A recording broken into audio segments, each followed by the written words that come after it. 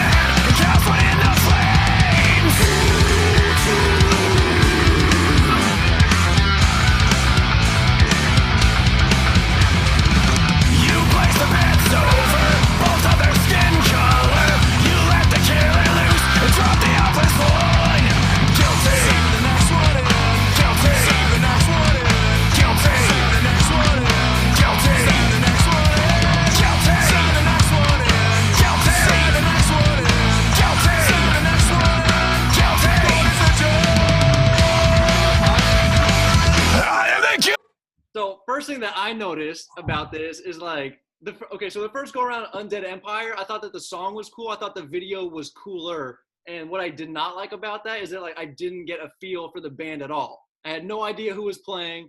I had no idea what they looked like. So already starting off, I like this so much more because it gives me an idea of who's playing the music. And it's super cool that they have like that going back and forth. They seem like a much more, I don't know, it's like a little oomph to it that they didn't have the first go around. You know what I'm saying? Well, yeah. What I said in the video was the video was such an engrossing story for the Undead Empire thing because of the zombie apocalypse or whatever, right? And it completely overshadowed the song. And I wasn't really feeling the song, to be honest with you. I thought the riff was kind of Okay. This shit right here, I always loved watching live video because I like to see the band in action. Yes. This isn't a live video per se. Habitat. But exactly. This is them like rocking, feeling the metal. Mm-hmm. Yeah, like, it's super cool. I'm feeling it. Brings a different energy and tone to it that you didn't get from the first song. Oh, for sure. Yeah. For sure. Okay, so I'm good to go when y'all are. God of your soul, and I can take it away. So put your trust in me. I'll give you honesty, and it will bury you with the rest of my plea.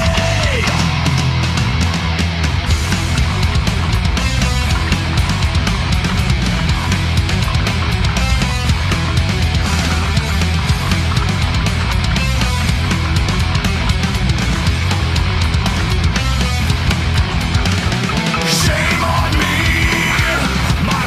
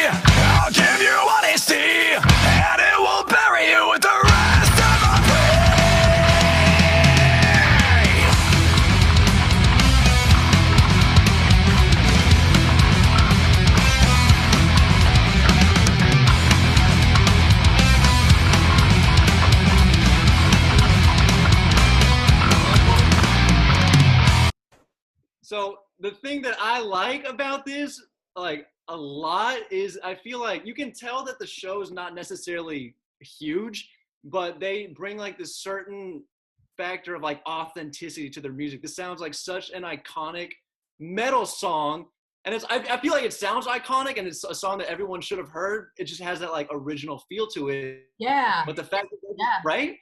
But the fact that they're just doing their own thing and like headbanging, regardless of the size of the crowd, it really speaks to like originality and authenticity in my mind. This is like a flashback from like Behind the Music. There's this one clip of Behind the Music with Metallica. Yeah. And it was before they got big, and they were in the crowd, and the guy's got a guitar kind of like Hetfield's guitar. Mm-hmm. But it's like, this is like an old school 80s fucking thrash, we're underground, let's go type of. You know what I mean? It's like real and raw. And I was telling you before we hit recording, like we've been listening to so much metal, so then we got into some grunge. Mm-hmm. But then it's like, but this, so I was getting a little bit tired of the chug. But this is heavy. Mm-hmm. It's not like chug-a-lug heavy, but it's like the speed. It's It's there. It's super energetic. Makes me want to climb a fucking tree super fast. That's metal. All right, let's get into it.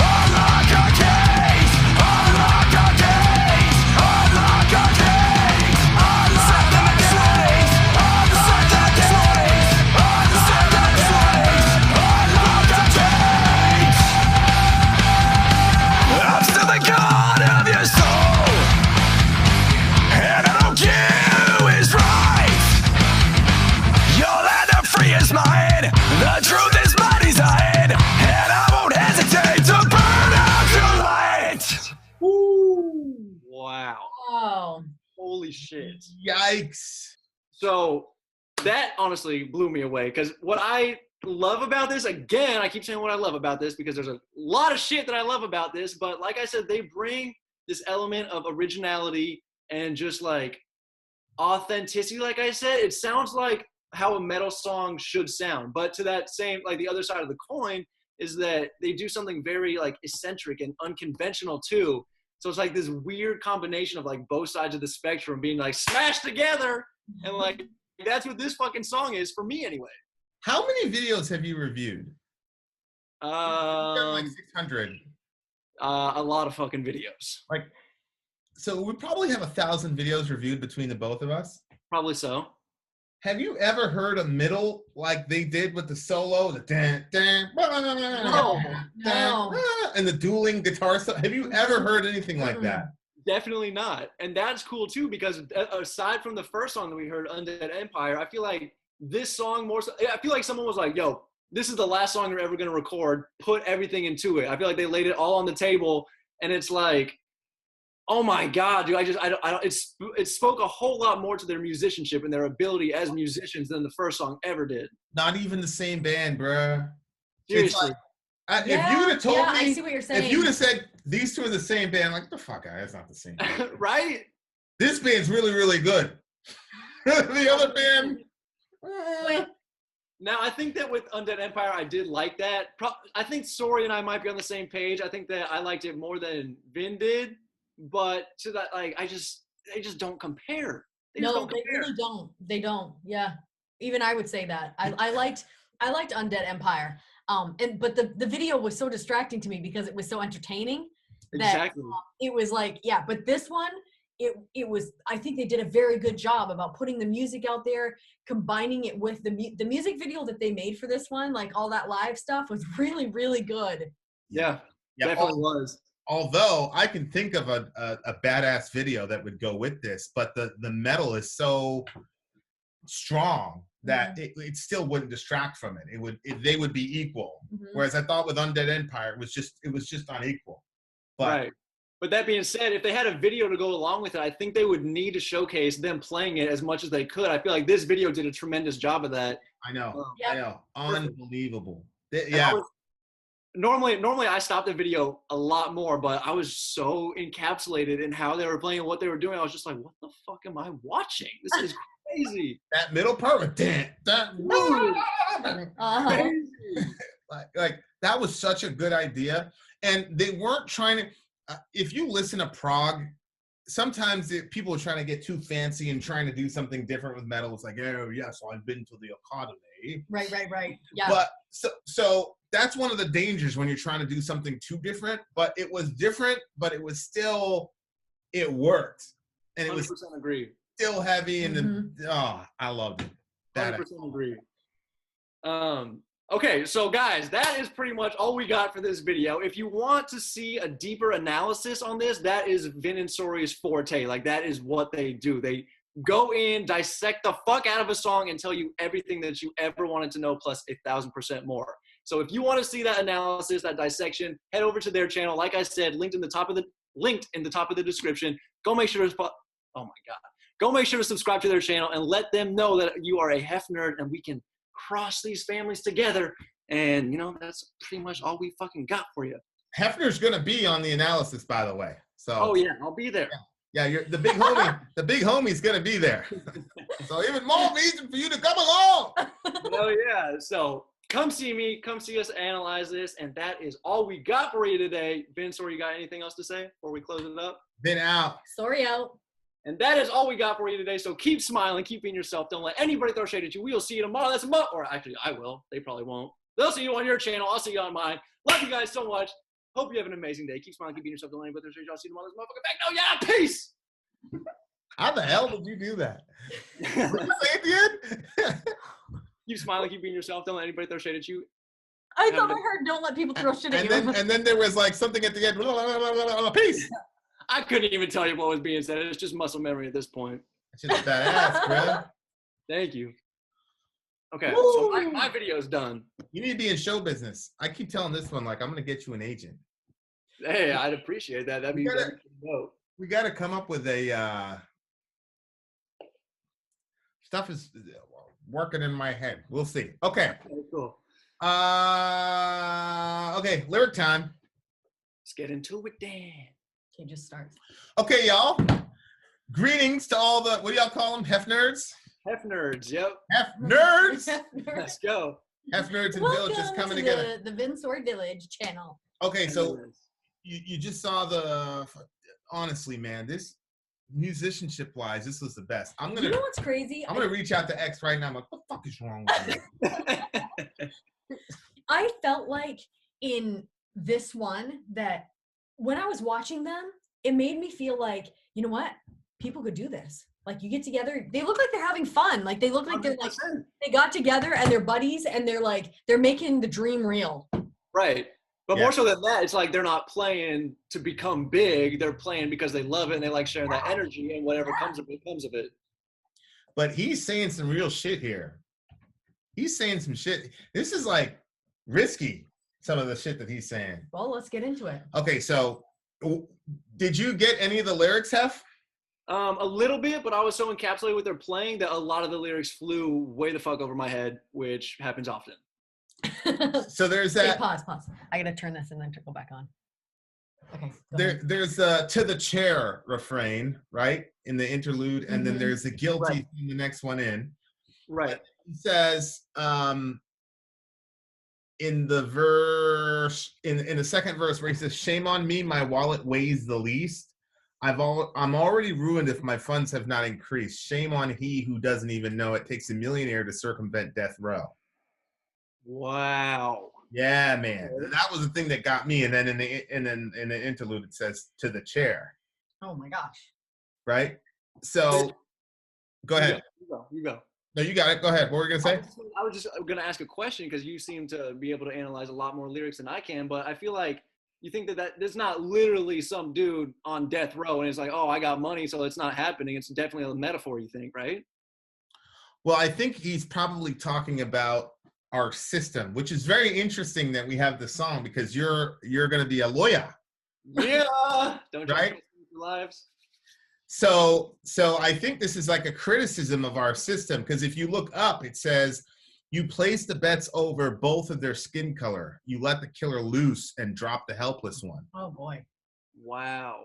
So I think it's talking about disproportionate application of the death penalty. Okay. Which so is I guess more along the line, I guess they're getting at like more people are executed if you're black, if you're Mexican, stuff like that, depending on your race. Think so? right. I think there's an intersection of probably racial and then economic strata. Because in verse 1, it's about your race, and then in the second one down, it's about if your money weighs the least. Yeah, but go up to, you didn't even look at verse 1. Because OJ was evil as hell and he got off, but that's because he had the money for the dream team. One more down, too many more to go. You've murdered countless on your godforsaken throne. One more round. Let's play the guessing game. Make one a richer man and cast one into the flames. Yeah. So that's it's like this. Yeah, it doesn't even. Did you already say that? Like no, I feel no, like you skipped that. I didn't say that. I missed yeah. it. Yeah. So it's like it to me. It sounds like what they're saying is that there's not really like even in the law, like in the way that our system is run, it doesn't necessarily mean that something is going to be done in a just way. It's just because he says let's play the guessing game. Make one richer and throw one into the flames. It's just like well. Right. And then of course to the chair. Of course, when you talk about the guessing game, right? Mm-hmm. And then the next verse, you place bets, so that's the game, over both of their skin color. You let the killer loose and drop the helpless one. Mm-hmm. And then on down after that, he's talking. And that's happened a lot of times where because somebody had money, they were able to get away with certain things. And then, innocent people have gotten, It's so weird because from a law school approach, not saying that I'm like the king of law school or anything, but like what they teach you in law school is like a lot of times if you have a client and you have a pretty good idea that they did it, now more times than not, your client will lie to you on some occasion or another. But what your job is as a defense attorney in a lot of cases is you're not defending what they did, you're defending their rights, but more so than that, all you're doing is you're there to make the prosecution prove their case. So there is this weird notion that's like socioeconomic status and race play a huge factor. I'm not arguing that, but maybe more so in like a lot of like with OJ, the help that he got. So right. They were able to create this story, and who tells the best story at the end of the day? And money can buy the best story. Right. Well, yeah, Johnny Cochran, right? I remember. Of course. Yeah. I mean, now looking back at it, he was evil as hell. Like he was clearly guilty. He couldn't have been more obviously guilty other than him taking a selfie at the crime scene. Like that's how fucking guilty this guy was. But he was able to circumvent justice essentially because of his money. Mm-hmm. Right. So I think there's like a criticism of our justice system on the racial side but there's also a criticism of our justice system on the economic side. Right. Because, you're already ruined if your funds haven't increased. I'm on the NAACP website right now, and they're saying that there's a massive racial disparity with African Americans in the, as far as who gets the death penalty and who wasn't. So it says Black people make up 13% of the population, but they make up 42% of death row and 35% of those executed. Jesus. So we're only 13% of the population, but 35% of us are getting wrecked. And so you could say, well, that's because y'all keep committing more violent crimes than everybody else. Okay. I mean, all the serial killers and school shooters, those are all brothers. Right. But that's why I said, like, this song is kind of risky, man. Yeah. Because a lot of people don't like their politics and their metal mixed. Yeah, I know. But that's one of the things, especially coming from a hip hop background, which we share in common. Sorry, what was it like? What have you always been into metal? Like, what was your favorite type of music growing up? No, I actually wasn't allowed to listen to music growing up. And then when I could listen to music, it was like Christian. So and even that was very limited. It couldn't be too heavy or it couldn't be too whatever. So it was extremely limited. And then when I did start, like when I got my own car when I was 16, then I would listen to like some country or some hip hop. She was living dangerous. Yeah, living on the edge there with my country. So, but I never got into any metal or anything like that. A little bit into like rap, but not like, but it was like 50 Cent and stuff like that. I didn't even know, about, the big timers. So yeah. So talking about like the politics and race of it, that's something that really made me fall in love with like metal and rock music. Is a lot of times with my favorite artists, a lot of the mainstream ones, J. Cole, Kendrick Lamar, they do touch on politics. They do touch on race a lot more than what's popping nowadays with, your Lil Pump, Lil Xan, whatever the hell. But what attracts me about metal is they're not afraid to touch on those subjects. The subjects that need to be talked about. And I feel like music in today's day and age, you essentially need instruments being played or a beat and rhythm in order to get a valid message across. Yeah. A lot of times I don't have a lot of friends that, I mean, I do, but I don't have I feel like more people are influenced by music than like church a lot of the time. And I'm kind of hesitant to say that. Absolutely. Okay. Yeah. There's knowledge on it. So. It's not even close. No. The musicians are, but that's what we did an interview with OTEP. We were talking about her, and she did a song about the war in Iraq. That was really, really, really good. We haven't even reviewed it yet. But I said to her, listening to that music of that particular time period, you wouldn't even have known that there was a controversial war that happened in our country. Right. Like, what the hell? Right. And I was asking her about how much of a responsibility that artists feel to make social commentary. Because like if you look back at like the 60s and 70s, like everybody had a Vietnam song. Like everybody did, and now this song right here, what I liked about it was he definitely hit on the racial angle, but he also hit on the economic angle, which is also true. Mm-hmm. And something that's not touched on a lot. Race is so easy to jump to. Like that's such a hot topic that although socioeconomic status is too, it gets brushed under the rug a lot of times. Well, right. And there's a lot of, co-misery, you could say, between a very poor white person and a brother. Like, they're not, we used to work with folks downtown here, very poor. And there was one time where the cop, remember that time? He's a homeless guy, and the cop came, he was drinking. I guess you're not supposed to drink in the park. And what happened? He poured the alcohol all over the man, like right over his head. The cop? Yeah, the cop. Took the homeless dude's alcohol and started pouring it all over him? Onto the homeless man. Yeah. White, black homeless man? White homeless guy. No, they were both white. Yeah. Okay. But the homeless dude was just happy that he didn't get arrested or something like that. He was. You know what I mean? So this treatment of like other people as less than you, whether it's, oh, he's black, I'm in a majority white environment, so I could do whatever I want to him, or oh, this guy's poor, so there's nobody that's going to advocate for him. Right. Nobody's going to stand up for him, so I'm going to dump this. If he's homeless and he's sleeping on a park bench, you're like, if he had somebody that cared about him, he'd be on their couch, Right. Exactly. So they they figure that in their head, and then they just treat them like they're not even human. Like, Yeah, we were having a really hard time. I didn't see it happen. I Yeah. heard about it, because if I would have been at that situation, like we had a group of friends and we would all go to the park at the same time, and we would kind of split up and talk to people, and like the other part of the group saw it happen, because I would have said something to the cop. I'd have been like, what are you doing? Like, Right. you can't do that. Like, I don't have a problem, saying something when there's something like that. No way. But our legal system is, I'd love to see the numbers of death row convicts that are members of the top 1%. And I'm not big on class warfare and demonizing mega rich people. I would just like to see, though, what are the numbers of like these amazingly rich people who actually get convicted of like these capital crimes? Because I bet you it's very, very low. Just to put some it'd be all over the news. You would have heard about it by now. I can't think of, there's not one that I can think of. Yeah. And just to put some balance, all the cops like that were not like that, because there was another homeless guy that was sleeping on the sidewalk close to a vent that would blow out of a business. So it would keep him, you're not supposed to be there. You can't be sleeping on the sidewalk by this building and stuff.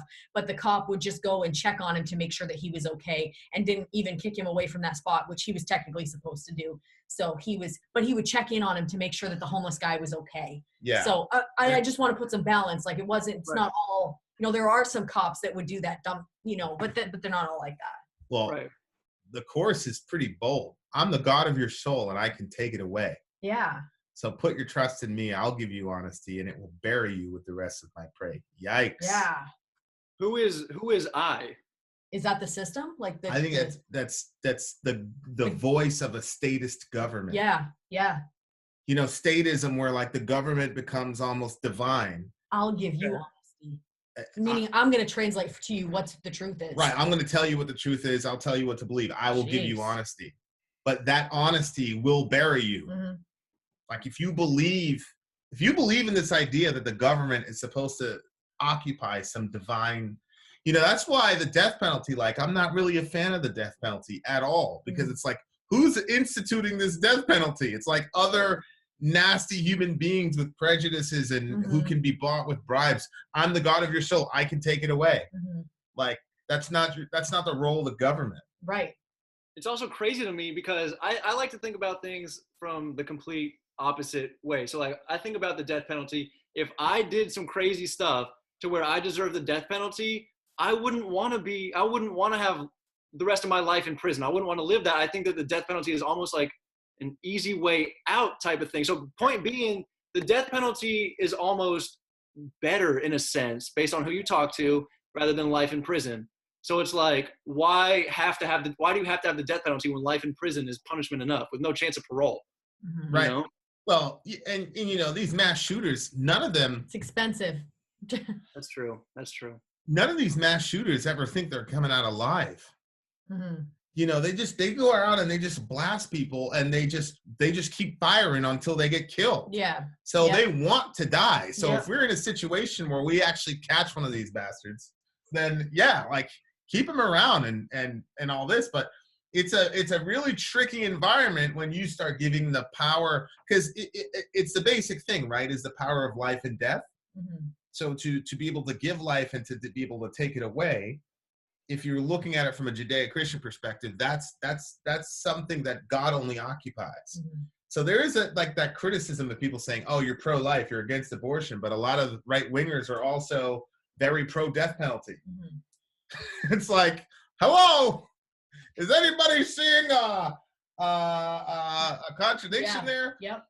I think it's a real scary, this is, to me, is like statism, where the state is able to dictate reality, truth. Have you read that book, 1984?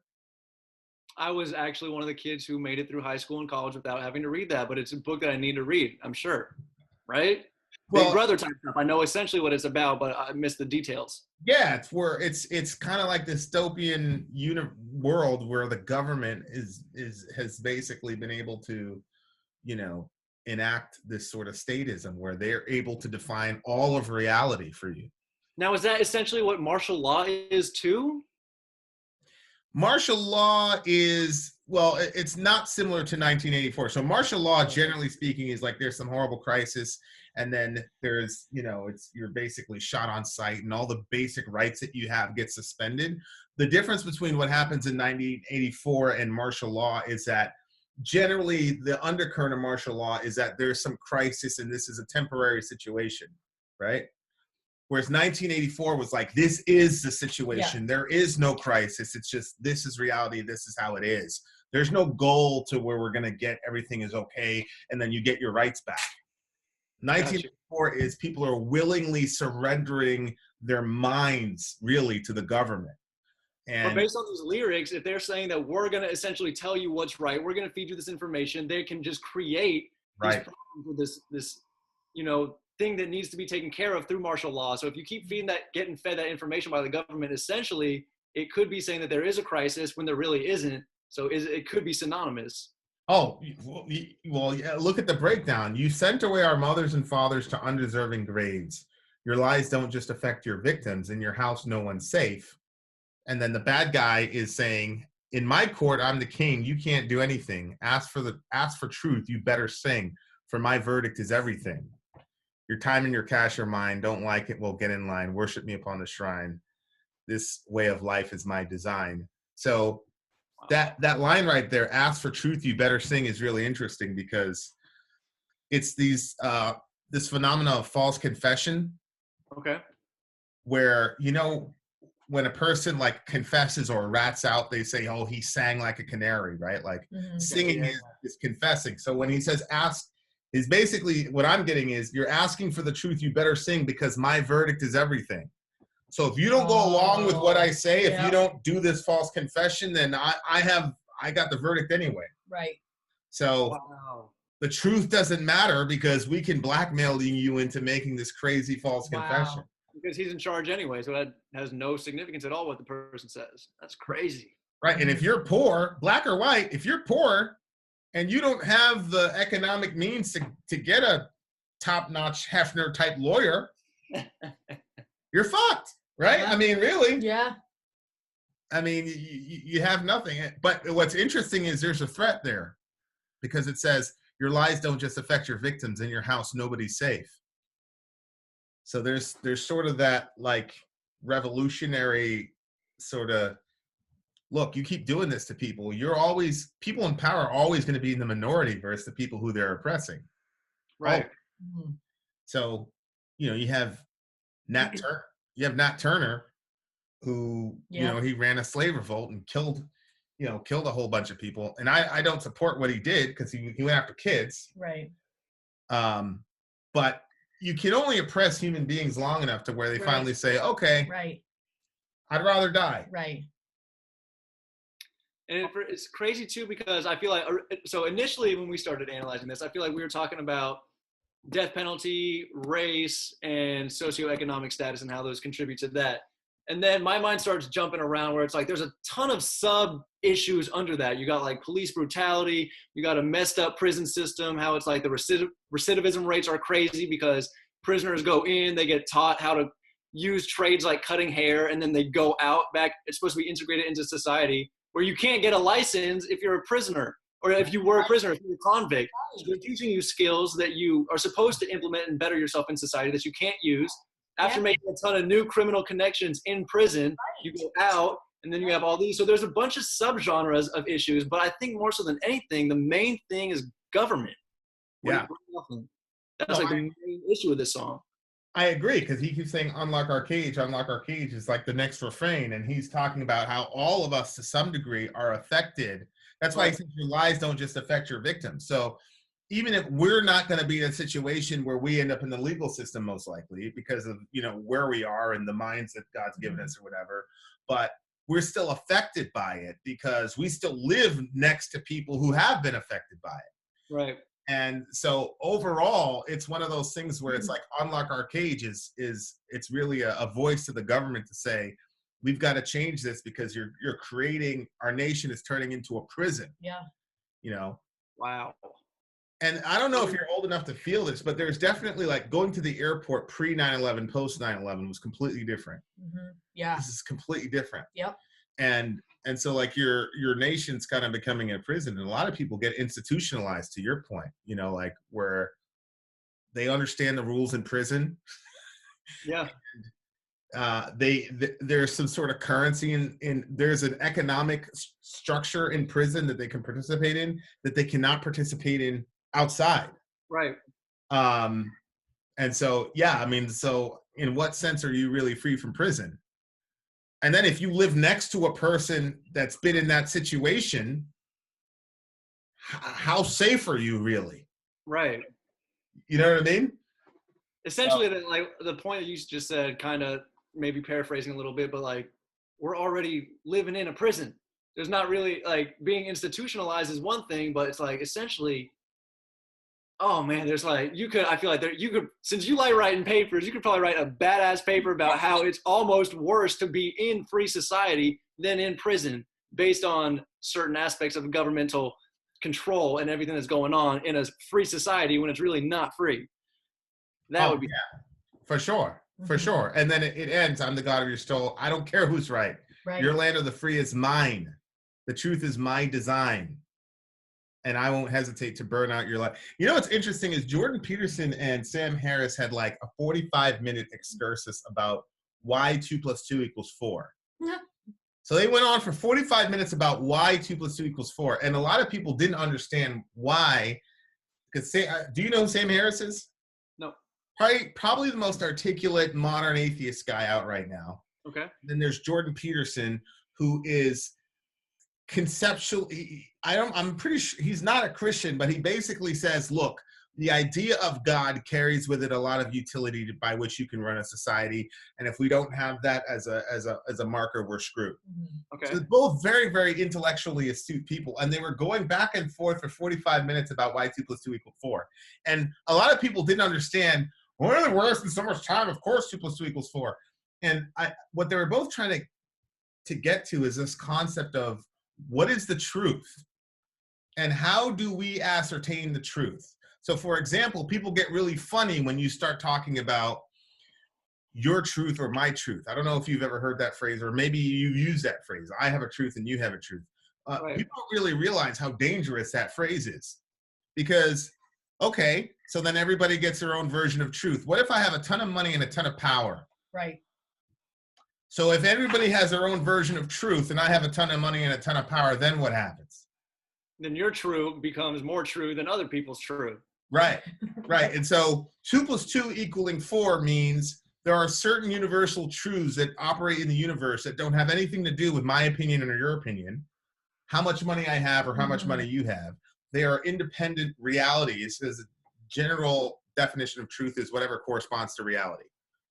So there are realities that exist outside of my opinion and your opinion. And that is very, very important, because if you can get the majority of a society to believe that, then that protects us against this type of statism. But the minute that you surrender the concept that objective truth exists outside of people's opinions and perceptions, then you basically ceded over the power for the world to people who are the most powerful, either have the most weapons, have the most money, or have the most influence. So now I mean, I don't know if you realize this. I had a conversation with a reactor one time. I said, listen, between the two of us, we've got millions of people looking at our stuff constantly every day. So there is a sense in which, however long or short your video is, you are shaping people's understanding of reality. Right. So there are a couple things where I was confronting him, or we're having a conversation. I was like, you gotta hold that responsibility, because that's a heavy responsibility. Right. So these guys right here get it. Like, they understand. And they all look so young too. Yeah. You, right? Yeah. They understand the implications here like shit. Because what's God's function? God's function is to determine what truth is, to give life and take life, right? And so when you hear the government saying, I'm the God of your soul, it's summarizing what the government's doing. They're telling us what truth is. They're telling us when to give life and when to take life, and we're just supposed to sit there and go, oh yeah, and go along with it. Accept their version. So essentially you're saying that to combat the government, we accept the fact that there are different truths and there's not one objective truth. I think it's the opposite. I think to combat any sort of abuse of power is to say, and so this is Jordan Peterson's idea of God. This is why I say I don't think he actually believes in God. Okay. Here's what he came up with. Basically, thousands of years ago in our evolutionary process, we figured out that hierarchy, it's impossible to live outside of hierarchy. Somebody's going to emerge as a leader, right? But then you said to yourself, well, wait a second, who keeps the leader in check? So you get this one guy that has all the arrows and has all the women and has all the resources. Well, who keeps that guy in check? So Peterson's idea was we evolved this idea of a God that the main guy has to report to. And so that kept the main guy in check, because if there was nothing above him to keep him in check, then we're all screwed, right? So Peterson's idea was we invented the idea of God so that we could kind of keep the big guy in check, and so the rest of us would have a fighting chance. And so what that does is, if you say there is an absolute principle of truth that exists outside of the guy with the most arrows, then when he does something wrong, you can say, hey, you're wrong because the guy above you says so. See what I'm saying? Right. But if you say the person that has the most arrows and the most women gets to determine what the truth is, now everybody's screwed. So there's got to be something outside of us. It's the way I talk about it is, there's got to be, if you're playing soccer or football and you let the players determine what the fouls are, then you're, forget it. Game over. Yeah. There's got to be a referee. What's a referee? A referee is a person that's not on anybody's team, that's outside of the team. Right. Says this is right and this is wrong. So the referee kind of stands as like, and what does the referee refer to? He refers to what? A rule book, oddly enough. And so there's got to be somebody outside that says, no, this is right, this is wrong. I don't care if you're LeBron James, you're wrong. Because the rule says so. And the rule is objective, and it doesn't matter if you're LeBron James or not. 3 steps is a travel. Doesn't matter what player it is. See what I'm saying? Yeah. So the only way to hold the government in check is to combat the idea that there are certain truths that are up for grabs. So if I say killing innocent people is always wrong. So killing people who've not done anything wrong is always wrong. I'm never going to say, well, that's my truth, Alex. What's yours? That's not up for grabs, right? All right. Feeling up little kids is wrong. I'm not going to say, well, that's my truth. I don't know what your truth. We're not going to do that. Like, that's wrong, period. That's outside of the government. That's outside of me and you. That's wrong. And if you do something about that, then we're going to hold you to that standard. Now, I know that complicates things, because then you could say, well, holding to my religion is the absolute truth. And if you don't listen to it, I'm going to kill you. And we go, well, shit, that's fucked up too. So we don't want it to go too far. You see what I'm saying? Yeah, I do. So it's really difficult to be able to, I mean, this is just my opinion. It's really difficult to be able to, and that's why Peterson and Harris were spending all that time on it, because there's some sort of middle ground where we say, okay, these are things that we're not going to compromise on. And these are things that are outside of the government. And then these are things that we could say, okay, let's have a conversation and let the people in charge make that decision, right? So like how much taxes we're going to pay and all the rest of it, fine. But separation of church and state, essentially. Say again? Separation of church and state. Well, yeah, I think that they need to, there's got to be some sort of, for example, when Hitler says, we're just going to kill all these Jews, right? Right. Well, why shouldn't you? Well, the government says so. Well, Hitler's got all the guns. He's got command of the military. The church should have stepped in and said, no, we're going to be the moral conscience, and this is objectively wrong. But what the church did was the church went around. What did the church do? We went along with the fucking government and sent the Jews, for the most part. I mean, some of us did the right thing, but the majority of us didn't. We went along with the government and we sent the Jews off to to Bergen-Belsen and Auschwitz. See what I'm saying? Yeah. And so the job of the artist, and you know what's funny, is that when the church won't say anything, then the artist will say something. Yep. So the main people that should be speaking out about police brutality and all this injustice should be the church, right? Right. But what are we doing? We're going along with the government. So right now, we've got a dude in place that's done some pretty questionable shit. And instead of the church saying, hey, man, that's real questionable shit, we're silent. So who's talking about it? The artists. Yeah. Man?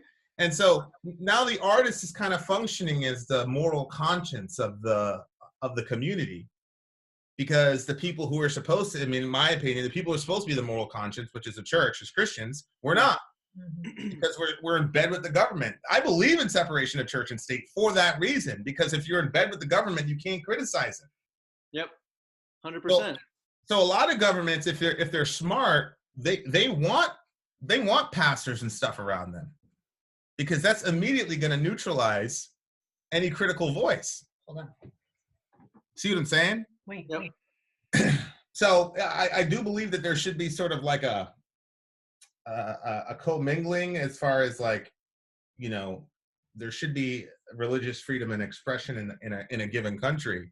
But I get very nervous when I see big time pastors and stuff at the Oval Office. So essentially separation of church and state, but them playing footsie. Well, yeah, I don't like when they play footsie. You want completely separate.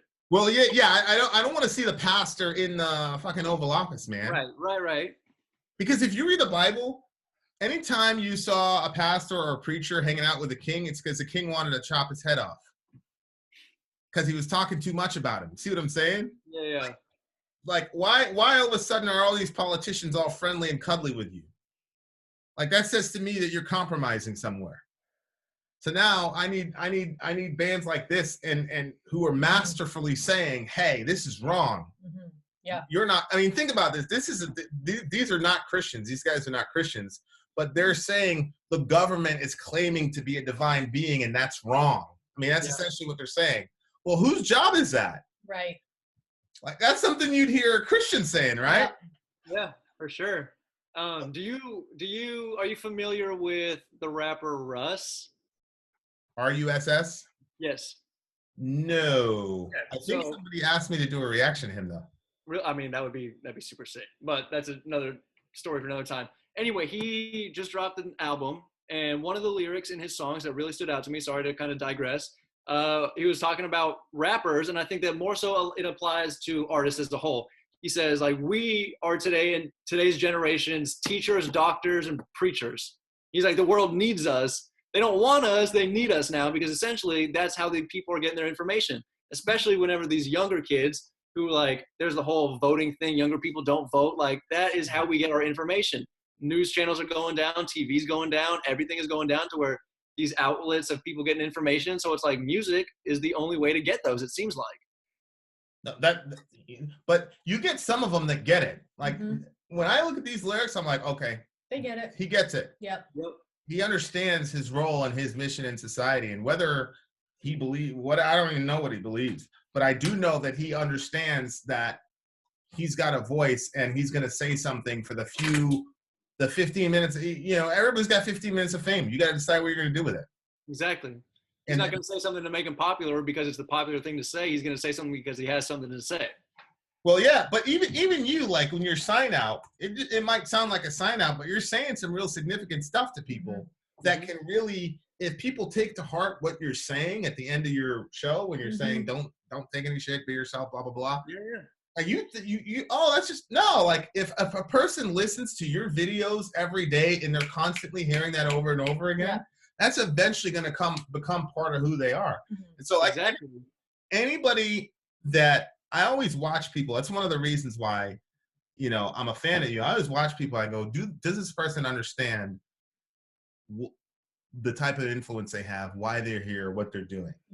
And you don't have to have a giant meta narrative as to what your significance in the world is, but you do have to understand, if you have any sort of voice or if you're on any sort of stage, you have a responsibility.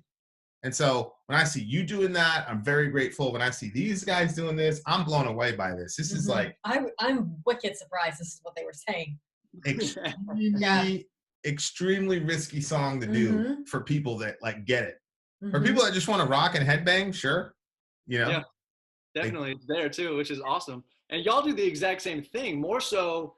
Okay, so I feel like my perspective on that is what I do at the end of videos. I talk about, like, a lot of suicidal tendencies. If you have something that you're going through, which everybody does, hit me up. I get a shit ton of messages, so I might not respond, but on the off chance that someone reaches me and I can touch that person, then it's like, if I can save or help someone, then my whole YouTube career has been a success. Regardless of anything else, it's been a success. So for me to keep saying at the end of the videos, keep smiling, keep being yourself, don't let anybody throw shade at you, like you said, it gets engraved in people's heads, and I'm a big believer in the law of attraction. So it's like you wish that into existence. You keep thinking that at the end of the videos, people have that memorized. So it's like, you know, it's that thing. It's like if you catch yourself thinking about something negative, you reinforce it with 2 to 3 positive thoughts. It's just that you putting it out there in the universe, it becomes part of people's behaviors. So that's what I do. But more so what y'all do is you go into it and you challenge people's ways of thinking to not only, I'm kind of telling them what to do. You're kind of giving them the ammunition, the ability to think for themselves in order to change their behavior on their own, which is a whole nother powerful characteristic that your channel brings to the table that no one else does. Yeah. So I appreciate that, my man. For sure. I love this song. This is a good song. Mm-hmm. Great song. I'm blown away. Like, I can't believe this is the same. I know you two like the other song. Yeah, but we both said that the 2 songs don't compare. They don't. No. I would listen to this song. I would never listen to Undead Empire if I had the choice. This song or that, Undead Empire's gone. But I'd be listening to this one. This song is unbelievable. What do you give it? 9. This is a 9.8 for me. Whoa. Wow. What do you I've never given a rating. I would say I don't like to do that. I'm going to give it a 10. I didn't have anything bad to say about it. I know a lot of people don't like to give 10 because to avoid a perfect score, but I thought it was perfect. One of the things I would say is, like, could you put it in a vault and then open it up 20 years from now and it'd still be relevant? Mm-hmm. So from that perspective, unfortunately, I don't think we've evolved yet to where this is not going to be relevant in 10 because years. this is kind of, here's the thing. Let's say we create an entire utopia, right? Yep. And like this is not the state of being in 20 years. Mm-hmm. You still need a song like this because we could revert back to it. Yep. 100%. You hear a song like that, you're like, shit, man, this was happening? Yeah. And it might make some kid open up some horrible library book and see, shit, they were doing this. Obama was spying on people with their phones. Did you hear a lot of the shit with Verizon? He had like 30 million people. And so from that perspective, I'd say this is a timeless song in the sense that it's either in 20 years, this song is either going to be right smack in the middle and saying exactly what people are going through 20 years from now, or it's going to be a precaution like, okay, you guys made it out of it. Now make sure you keep your society the way you want it to, because it could easily be like this. Mm-hmm.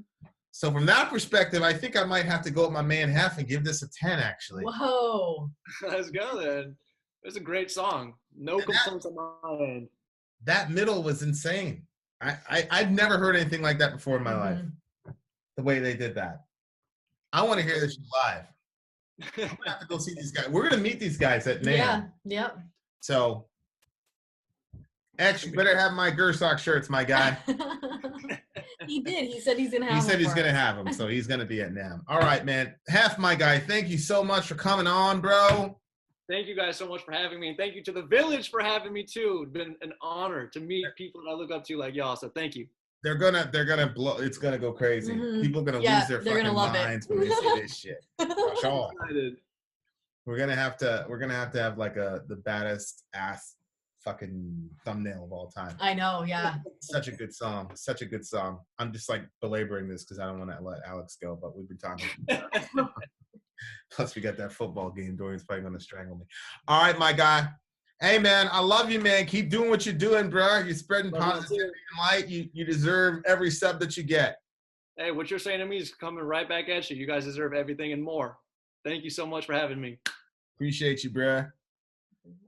Vin out. Sori out. Alex out. Gone.